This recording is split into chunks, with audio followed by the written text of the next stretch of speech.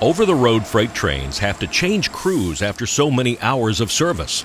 A crew is not legally allowed to operate more than 12 hours in a shift. So, crew change points are selected along the main line. Usually, they're at the farthest point from the originating terminal that a crew can bring the train in 12 hours or less. Other important factors are places where a train can be stopped for long periods without blocking crossings. Easy road access to the head end so crew vans can come as close to the engines as possible, and preferably at a siding so the main line isn't blocked if the train has to be left unattended. This is 10th Street, the north switch of a 2-mile-long siding at Lakeland, Florida on CSX's Vitus sub. It's a desired crew change point because it was built as a clear siding, no road crossings, and it's about 50 miles short of being halfway between Hialeah and Waycross, perfect for 452 and 453. And that makes it one of my go-to spots for shooting trains. Q453 is the southbound passing on the main. Stopped in the siding is K984, empty rock hoppers out of Mulberry, Florida, back to Junction City, Georgia. This isn't a crew change for K984 as it just originated about 15 miles to the south. This is a meet. 453 is rolling downhill toward Lakeland Junction 2 miles ahead. There, he'll stop and change crews. On the return trip, 452 will do the same thing, except he will stop here at 10th Street to change crews.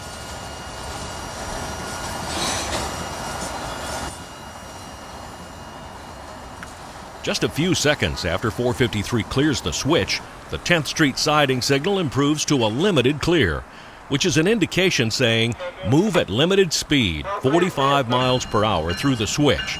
Then, when your train has fully cleared the turnout, proceed at max authorized speed. And even though this is running uphill, K984's engineer has no problem getting the two big engines up to limited speed with that empty train.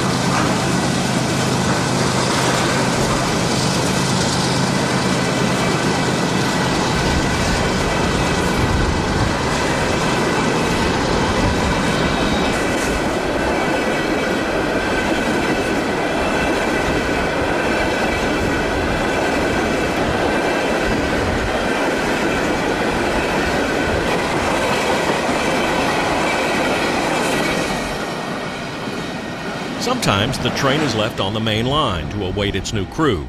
Q452 is often too long for the 10th Street siding, so the main is the only option. Passing is still possible, though, thanks to the layout on the south end. In 2013, this track plant, Lakeland Junction, was reworked to allow traffic off the Winston side of the A-line to move on to the Vitus sub siding, while a second train occupied the main line. This is a different day and a different 453, but that's exactly what's happening here. 742 of the 19th, got a limited clear at 10th Street, siding the main northbound. Locomotive CSX at 913.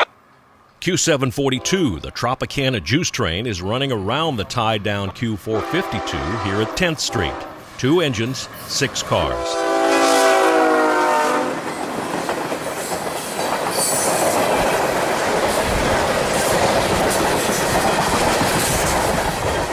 This was November 2016, and probably one of the examples that CSX CEO Hunter Harrison used in his argument that unit trains are grossly inefficient.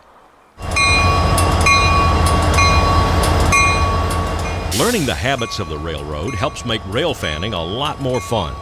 A Sunday afternoon check at 10th Street reveals Q452 just pulling away from a crew change stop. The crew van there to the side is how I know all this. If you're a subscriber to my YouTube channel, and I hope you are, you know that 452 is a daily mixed freight on its way from Miami to Waycross, Georgia.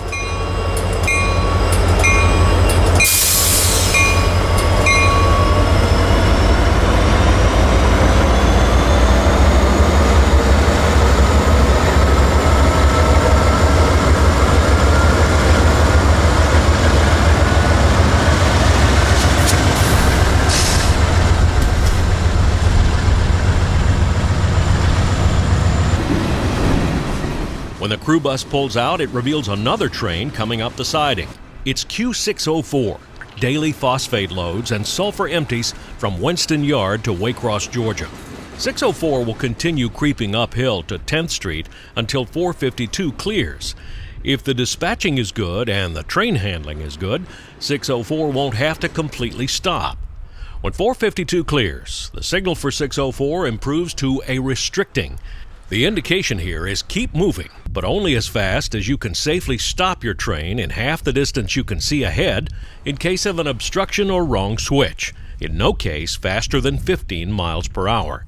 The system won't allow any higher speed until the earlier train clears this signal block, which is the stretch of track we're dealing with here, and runs to the next signal ahead about 3 miles to the north. Now the signal improves to a red over yellow, medium approach, which says proceed at medium speed, but be prepared to stop at the next signal ahead. Depending on how fast the train ahead is moving, that next signal will likely be green.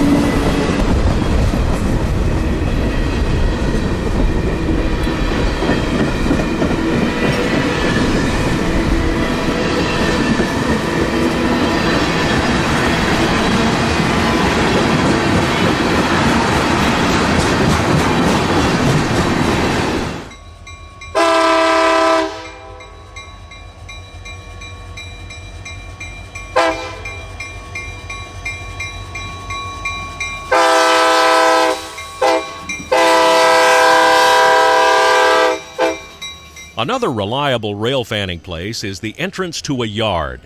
This is the south leg of the Winston Y and the throat of Winston Yard. We're about 5 miles from 10th Street, and most of the traffic that passes there originates here. Today, a yard job is doubling a loaded phosphate train for departure. Doubling is the practice of pulling a string of cars out of a yard track, then backing that onto another string of cars in another yard track, thus doubling the length of the train. The operation is necessary, but maddening for drivers stuck at the crossing. It's doubtful that any of these folks understand what's happening. All they see is a train pulling across the road, blocking them, then stopping and going back the other direction. Lunacy for those who don't get railroading. The stop gives us a chance to see how loaded cars smash down on the truck springs. My longtime friend Uncle Joe Oates taught me this is the way you can tell whether cars are loaded or empty. Springs compressed, car is loaded. Seals are also an indicator that the cars are loaded. After the car is filled and weighed, a wire cable seal with a unique number is put across the opening mechanism of the hopper doors. This prevents tampering, theft, or leakage in transit. Today also demonstrates the downside of rail fanning at yard leads, industries, or on double track. You can miss stuff passing on the other side. This was Amtrak 91, inbound to Tampa, I guess. Finally, the engineer returns his train to the yard, ready for the road crew to get aboard and take it north.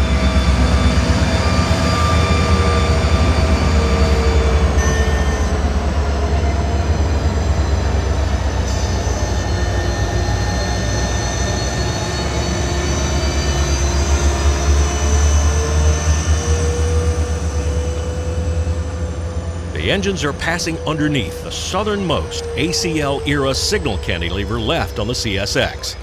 In early 2018, Lakeland still has 5 of the old Atlantic coastline structures left, but their days are numbered. This is the Southward Absolute Signal, or SAS, for South Y Winston. It holds signals for main track number 2 and for the leg of the Y coming out of Winston Yard. A quarter-mile west is the northward absolute signal for South Y Winston. The tall signal protects track 1 on the left, so indicated by the dial arm on the mast. The dwarf signal protects track 2 on the right. I'm not sure why there's no cantilever here. Maybe there was, and it was among those removed in the 1980s.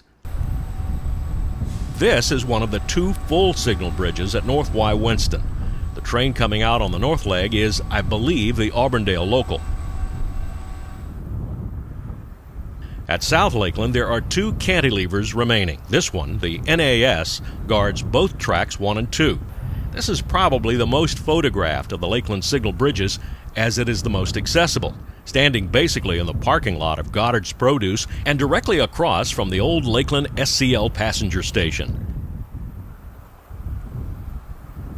This is the northernmost of the structures, the SAS South Lakeland. The signal on the tower guards the outside track. The signal to the right on the mast controls the inside track, which, although it looks from my drone angle like double track, it's actually the south leg of the Lakeland Junction Y on the Vitus subdivision. It's sad to see the end of these trackside signals, but it's also kind of exciting to see a revitalization of the railroad. The new signals are part of the oncoming Positive Train Control program. PTC may have a profound impact on rail fanning, but we'll have to wait and see about that. At South Lakeland, Florida, at milepost A851.8, this is Danny Harmon, out.